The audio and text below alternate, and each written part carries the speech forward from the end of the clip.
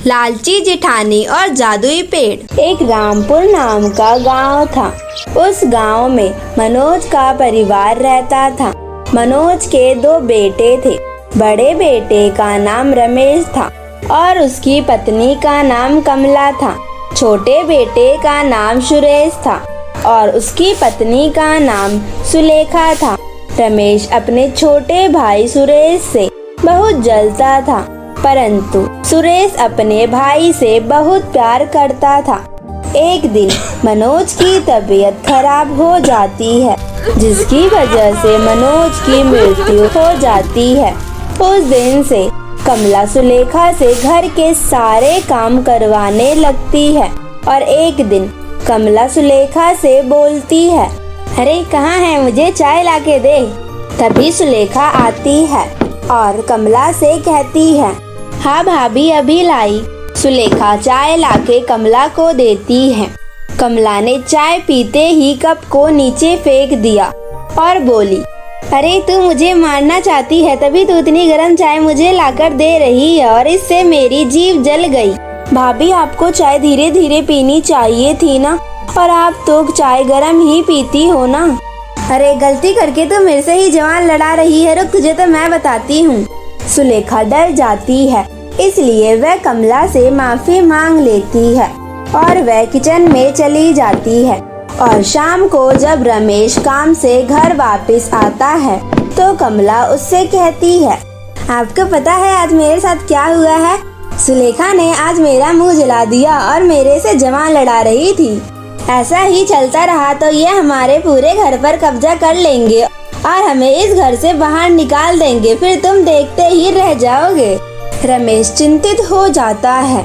कमला की बात रमेश को सच लगती है और रमेश कहता है, कमला तुम सही कह रही हो, हमें जल्द से जल्द कुछ करना पड़ेगा, नहीं तो हम अपने ही घर में नौकरों की तरह रहने लग जाएंगे। फिर दोनों मिलकर सोचते हैं। अगले दिन कमला सुलेखा के कमरे में जाती है और उसकी अलमारी में कुछ जेवर रख देती है और वह चुपचाप अपने कमरे में चली जाती है। कुछ देर बाद कमला चिल्लाते हुए बाहर आती है और कहती है, हाय राम, पता नहीं मेरे जेवर किसने चुरा लिए, मुझे नहीं मिल रहे हैं। यह सुनकर घर के सभी लोग आ जाते हैं। सुरेश कमला से पूछता है, अरे भाभी क्या हुआ? मेरे गहने चोरी हो गए और मैं कुछ कहूँगी ना। तभी रमेश कहता है, आज घर की सफाई किसने की थी? घर की सफाई रोज सुलेखा ही करती है और मुझे उसी पे शक है, क्योंकि उसकी नजर पहले से ही मेरे गहनों पर थी। यह सुनकर सुलेखा कहती है, मुझ पे इतना बड़ा आरोप मत लगाइए। तभी रमेश कहता है, इसकी कमरे की तलाशी लो, अगर इसने लिया होगा तो कमरे में ही कहीं छुपाया होगा। सभी लोग सुलेखा के कमरे में जाते हैं। रमेश और कमला गहने ढूंढने लगते हैं। कुछ देर बाद कमला अलमारी खोलती है और उसे उसके गहने दिखाई देते हैं। यह देखकर सुरेश और सुलेखा के पैरों तले जमीन ही खिसक जाती है और कमला कहती है, देखा आपने मेरे गहने इसने कैसे चुराए हैं? मुझे पहले से इस पर शक था, ये गरीब लड़कियां होती ही ऐसी हैं। कमला की बात सुनकर सुलेखा कहती है, मुझे यह नहीं पता कि आपके गहने मेरे अलमारी में कैसे आए। सुलेखा की बात सुनकर कमला को गुस्सा आ जाता है और वह कहती है, चुप रह कलमुही, अब हम तुझ जैसी चोरनी को अपने घर में नहीं रख सकते, अब तो इस घर में से निकल जा। कमला और रमेश मिलकर सुलेखा और सुरेश को घर से बाहर निकाल देते हैं और उन्हें एक झोपड़ी रहने के लिए दे देते हैं। दोनों मिलकर उस झोपड़ी की सफाई करते हैं और सुलेखा और सुरेश उस झोपड़ी में रहने लगते हैं। और एक दिन सुरेश की नौकरी छूट जाती है और वह चिंतित होकर घर आता है और अपनी पत्नी सुलेखा से कहता है, सुलेखा आज मेरी नौकरी छूट गई है, अब मेरे पास कोई काम नहीं है, अब हम अपने घर का खर्चा कैसे चलाएंगे? मेरे पास तो ज्यादा पैसे भी नहीं हैं और घर का राशन भी खत्म होने वाला है। कोई बात नहीं, भगवान हमारी मदद जरूर करेंगे। और अगले दिन काम की तलाश में सुरेश काम ढूंढने चला जाता है। तभी सुलेखा के घर पर एक बाबा आते हैं और बोलते हैं, कोई है घर में जो इस बूढ़े बाबा का पेट भर सके। तभी सुलेखा आती है और कहती है, बाबा हमारे पास तो खुद खाने को नहीं है, परंतु यह 2 सूखी रोटियां बची है जो मैं अब आपको दे रही हूँ। बाबा उन रोटियों को खा लेते हैं और सुलेखा से कहते हैं, बेटी तुमने मेरा पेट भरा है जिससे मैं बहुत खुश हुआ, तुम बहुत दयालु हो। और बाबा अपने झोले में से एक बीज निकाल कर सुलेखा को देते हैं और सुलेखा से कहते हैं, तुम इस बीज को अपने घर के सामने लगा देना। यह बीज कोई आम बीज नहीं है, यह एक जादुई बीज है।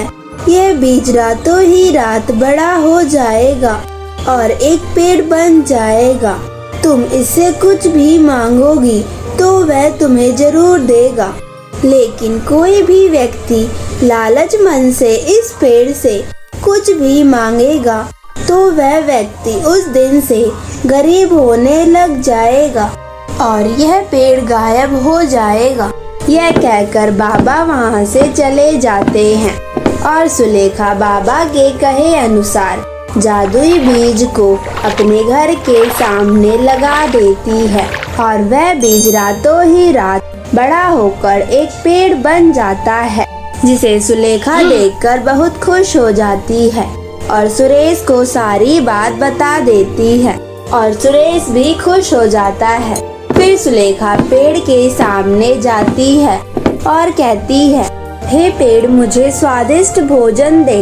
और तभी पेड़ में से एक रोशनी निकलती है और वहाँ पर बहुत सारे स्वादिष्ट पकवान आ जाते हैं, जिसे खाकर सुरेश और सुलेखा का पेट भर जाता है और बचा हुआ खाना वह गरीबों में दान कर देते हैं।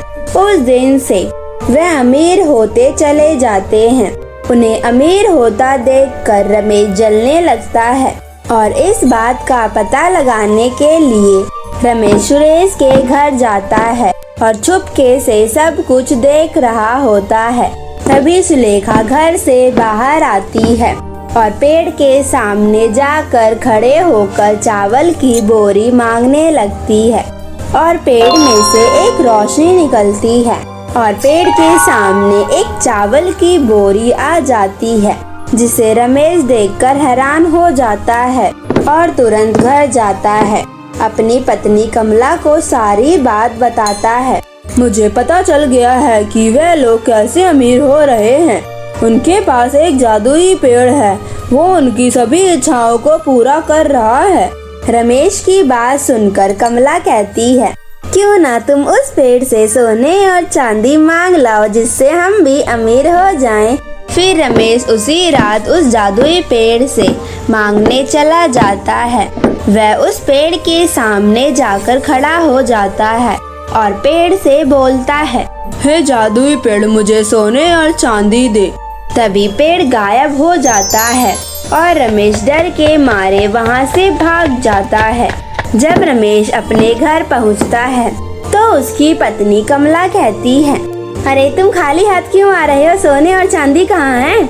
रमेश कमला को सारी बात बताता है तो कमला कहती है, चलो कोई बात नहीं।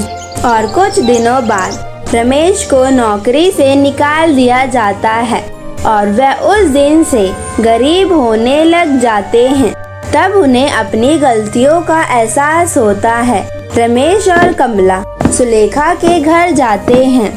घर जाते ही कमला सुलेखा से माफी मांगने लगती है और कहती है, मैंने धन के लालच में अपने गहने तुम्हारी अलमारी में रख दिए थे ताकि मैं उस घर पे अकेले राज कर सकूं। तभी रमेश कहता है, मुझे भी माफ कर दो, मेरी वजह से तुम्हारा जादुई पेड़ गायब हो गया।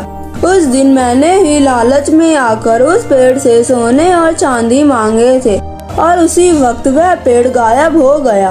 अपने भाई रमेश की बात सुनकर सुरेश कहता है, आप मेरे बड़े भाई हैं, आप मुझसे माफी मत मांगिए।